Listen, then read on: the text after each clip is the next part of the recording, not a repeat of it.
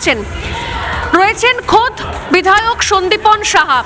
সন্দীপন, প্রথমবার আপনি বিধায়ক হলেন এবং সেখানেই বিধানসভায় যাওয়ার সময় বিরোধী দলনেতা নির্বাচনের সময় আপনাদের যে সম্মতি নেওয়ার কথা, সই নেওয়ার কথা, সেই নিয়ে এত বড় একটা কন্ট্রোভার্সি হলো, আর সরাসরি আপনি দলের বিরুদ্ধে গিয়ে অভিযোগ জানিয়ে দিলেন স্পিকারকে। একবারও কথা বললেন না? মানে বাড়িতে অ্যাটলিস্ট বাবার সঙ্গে কথা বলতে পারতেন, মমতা বন্দ্যোপাধ্যায়ের সঙ্গে কথা বলতে পারতেন, সরাসরি অভিযোগ জানিয়ে দিলেন।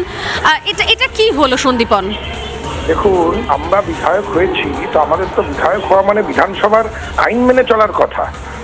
এবার যেই দল থেকে আমরা বিধায়ক হয়েছি সেই দল বিধানসভার আইন মানলো না, অনৈতিক কাজ করলো, তো এই বিষয়গুলোকে বিধানসভায় মাননীয় অধ্যক্ষকে তো তুলে ধরতে হবেই, সেটাই আমরা তুলে ধরেছি। দলে কথা, যেই দল অনৈতিক কাজ করছে সেই দলের কথা বলার কোনো পরিসর নেই। সেই দলকে আমরা জানি কি করব, কারণ একটা অ্যাটেন্ডেন্স খাতায় সই করিয়ে সেটাকে পরবর্তীকালে রেজলিউশনে কনভার্ট করে সেটা জমা দিয়ে দেওয়া হলো মাননীয় অধ্যক্ষের কাছে। ভাবুন যে নিয়ম বহির্ভূত শুধু নয়, কতটা অনৈতিক কাজ আমাদের দল করছে। আজ বিধানসভার সদস্য হিসেবে আমরা আমাদের দায়িত্ব পালন করি। একেবারে সততার প্রতিমূর্তি হিসেবে আপনি অনৈতিক কাজকে সমর্থন করতে পারেননি। মানুষ জবাব দিয়ে দিয়েছে, দল হেরে গেছে, তারপর অনৈতিকতার রাস্তা থেকে দল সরছে না। তো খুব স্বাভাবিকভাবে আপনারও বিবেকও জাগ্রত হয়েছে, আপনিও বুঝতে পেরেছেন যে এইভাবে অনৈতিক কাজের সঙ্গে সমর্থন করা যায় না, অনৈতিক কাজকে সাপোর্ট করা যায় না।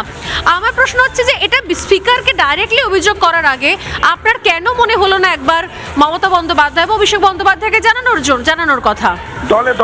দলের ভিতরে আগে কেন বললেন না? দলের মধ্যে এরকম পরিবেশ নেই। যেই দল আজকে অ্যাটেন্ডেন্স সই করিয়ে সেটাকে রেজলিউশনে পরিণত করে, সেই দলে গিয়ে আপনি কি জানাবেন, কি বলবেন দলকে? দলে কোনো কথা বলার সুযোগ থাকে? এই দলে শুধু ইনস্ট্রাকশন আসে, এটা করতে হবে, ওটা করতে হবে, এইভাবে চলতে হবে, ওইভাবে চলতে হবে। কোনো আলোচনা দলের মধ্যে হয় না, কোনো গণতান্ত্রিক পদ্ধতি মেনে এই দল চলে না, এবং চলে না বলেই আজ মানুষ প্রত্যাখ্যান করেছে এই দলকে। সন্দীপন, এখন তাহলে কি করবেন? দল তো বহিষ্কার করে দিয়েছে। বিজেপি কি আপনাকে নেবে? রাতারাতি দল বদল করা কি সম্ভব হবে? এই প্রশ্ন কেন করছেন আপনারা? আজকে আমাদেরকে দল বহিষ্কার করেছে, সেই চিঠি আসুক, তার আইনি জবাব দলকে দেব। আমরা এই লড়াই লড়বো। আচ্ছা, এখনো চিঠি পাননি বহিষ্কার করার? না, দল তো আজ পর্যন্ত কাউকে বহিষ্কার করে চিঠি দিয়েছে বলে আমার জানা নেই। বলার বলে দেয়, কোথাও কোনো নিয়ম মানা হয় না, দলের মধ্যে নিয়ম মানা হয় না।